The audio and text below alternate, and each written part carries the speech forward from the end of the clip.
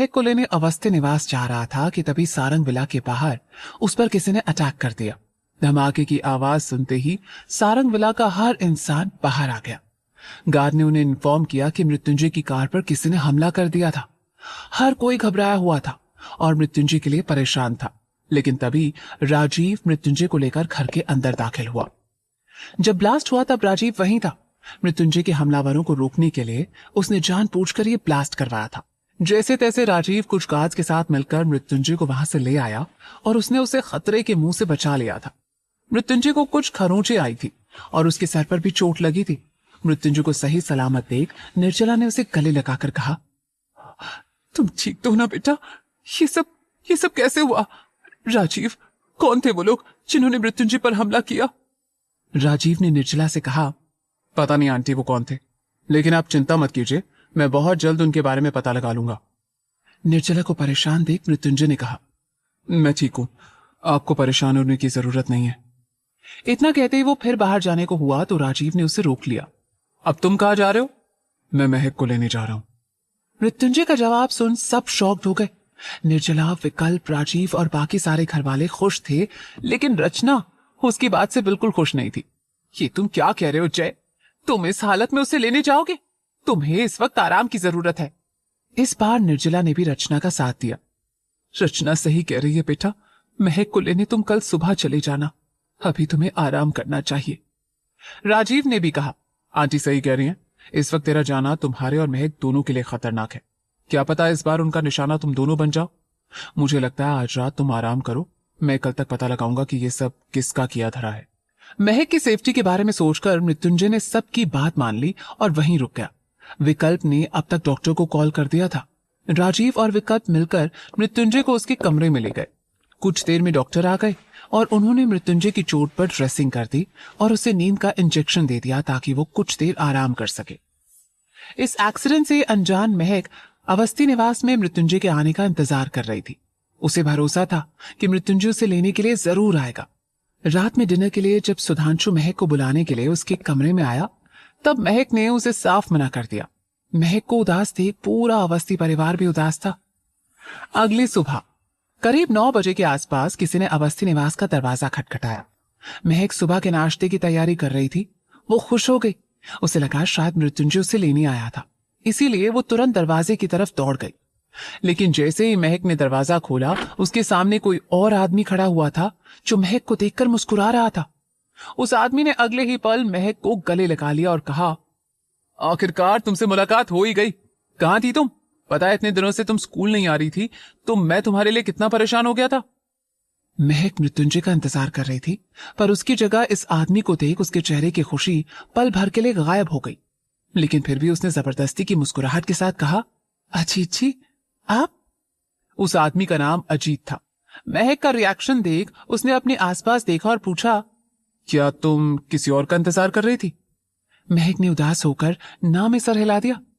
ऐसी कोई बात नहीं है, लेकिन आप यहां कैसे? अजीत जवाब देता उससे पहले ही उसकी नजर महक के गले में पहने हुए मंगलसूत्र और मांग में भरे हुए सिंदूर पर गई। कुछ पल के लिए उसे शौक लगा और वो अचानक बोल पड़ा, महक तुमने शादी कर ली? कब? ये सब कब हुआ और तुमने मुझे कुछ बताया क्यों नहीं? तब तक सुधांशु और शेखर जी भी हॉल में आ गए। अजीत को दरवाजे पर देख सुधांशु ने कहा, अरे अजीत भाई आप अंदर आइए ना।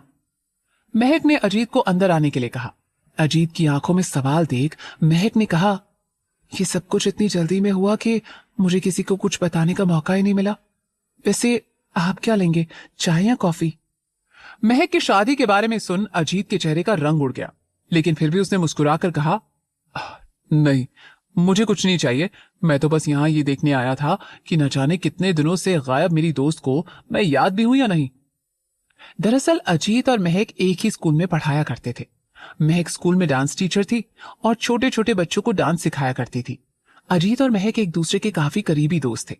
महक वहां से सीधा किचन में चली गई। उसे उदास देख अजीत ने सुधांशु से महक के बारे में पूछा, ये महक को क्या हो गया, इतना परेशान क्यों लग रही है, सब कुछ ठीक तो है?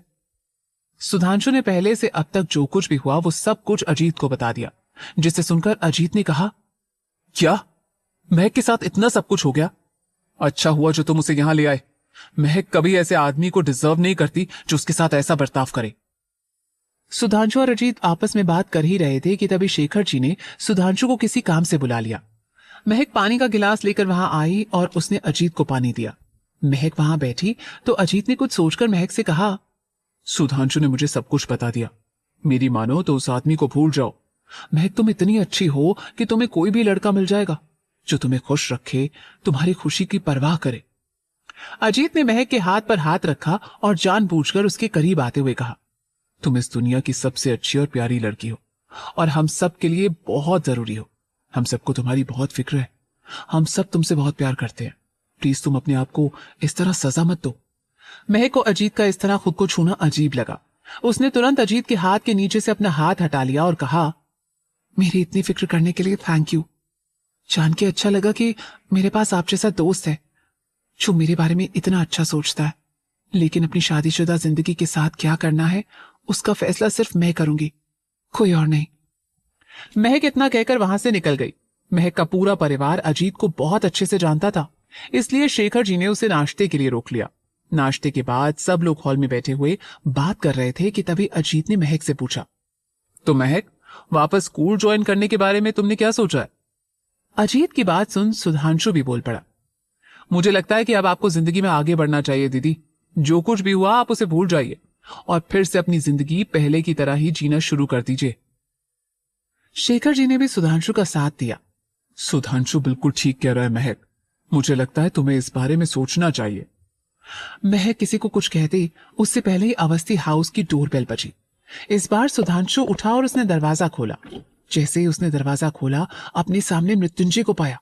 मृत्युंजय अपने उसी खड़ूस अंदाज में फॉर्मल शर्ट पैंट में आंखों पर काला चश्मा चढ़ाए वहां खड़ा था।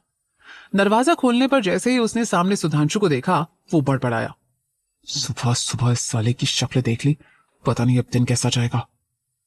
हालांकि मृत्युंजय ने बहुत धीरे से कहा था, लेकिन फिर भी सुधांशु ने सुन लिया और कहा, इसकी चिंता तो मुझे और मेरी दीदी को होनी चाहिए, क्योंकि देखा जाए हमारी जिंदगी तो आपने ही खराब कर रखी है ना जीजा जी। सुधांशु और मृत्युंजय दरवाजे पर ही खड़े बहस कर रहे थे कि तभी महक ने पूछा, कौन है सिद्धू, किससे बात कर रहे हो तुम? महक ने जैसे ही दरवाजे पर मृत्युंजय को देखा उसके चेहरे पर मुस्कुराहट आ गई, जिसे उसने जल्दी ही छुपा लिया। महक का चेहरा उसकी खुशी साफ बयां कर रहा था। महक के चेहरे की यह खुशी अजीत और बाकी लोगों से भी छुपी नहीं थी। अंदर आते ही मृत्युंजय की नजरें अजीत पर गई। अजीत भी मृत्युंजय को देखकर समझ गया था कि वो कौन था। अजीत इस वक्त बिल्कुल महक के बगल में बैठा हुआ था। मृत्युंजय को वहां देखकर अजीत ने उसकी तरफ हाथ बढ़ाते हुए कहा, तो आप हैं महक के हस्बैंड मिस्टर मृत्युंजय सारंग? मृत्युंजय ने एक नजर महक को देखा और फिर अजीत से हाथ मिलाया। शेखर भी मृत्युंजय को यहां देखकर चौंक गए थे। उन्हें यकीन ही नहीं था कि मृत्युंजय महक को लेने यहां तक आएगा। नीरू और शेखर ने हाथ जोड़कर मृत्युंजय का वेलकम किया और मृत्युंजय आकर ठीक अजीत के सामने बैठ गया। मृत्युंजय को यहां देख अजीत ने जानबूझकर महक के कंधे पर हाथ रखा और कहा, मैं और तुम्हारे सारे स्टूडेंट्स तुम्हें बहुत मिस करते हैं। खासकर तुम्हारे हाथों का वो टेस्टी खाना बहुत याद आता है। मृत्युंजय ने जब अजीत का हाथ महक के कंधे पर देखा तो उसकी आंखें सिकुड़ गई। महक मृत्युंजय के ऐसे रिएक्शन के पीछे के गुस्से को बहुत अच्छे से समझ रही थी। महक जैसे तैसे दूर खिसकते हुए हल्के से मुस्कुरा दी। अजीत ने फिर मृत्युंजय की तरफ देखा और कहा, आपको पता है मिस्टर सारंग, महक बहुत अच्छा खाना बनाती है। एक वक्त था जब वो रोज मेरे लिए टिफिन लेकर आया करती थी। जब से आपकी शादी हुई है मैं तो अच्छा खाना खाने के लिए तरस गया हूं। अजीत की बात से मृत्युंजय को बहुत गुस्सा आया और ये सब लोग नोटिस भी कर रहे थे, लेकिन फिर भी मृत्युंजय ने बहुत आराम से कहा, अगर ऐसी बात है तो मुझे डर है कि अब तुम जिंदगी भर महक के हाथों का खाना खाने के लिए तरसोगे, क्योंकि अब महक सिर्फ अपने पति के लिए खाना बनाती है, यानी सिर्फ मेरे लिए। अजीत समझ गया कि मृत्युंजय उससे क्या कहने की कोशिश कर रहा था, इसलिए उसने कहा, ठीक है, फिर मुझे लगता है अब मुझे चलना चाहिए। आपसे मिलकर बहुत अच्छा लगा मिस्टर सारंग। और हाँ महक, मुझे सोचकर जरूर बताना कि तुम स्कूल वापस ज्वाइन कब कर रही हो। तुम्हारे सारे स्टूडेंट्स तुम्हें बहुत मिस कर रहे हैं और मैं भी। अजीत के जाने के बाद अवस्थी निवास में शांति छा गई। महक मृत्युंजय को देख रही थी, वहीं सुधांशु और मृत्युंजय की नजरें आपस में टकरा रही थी।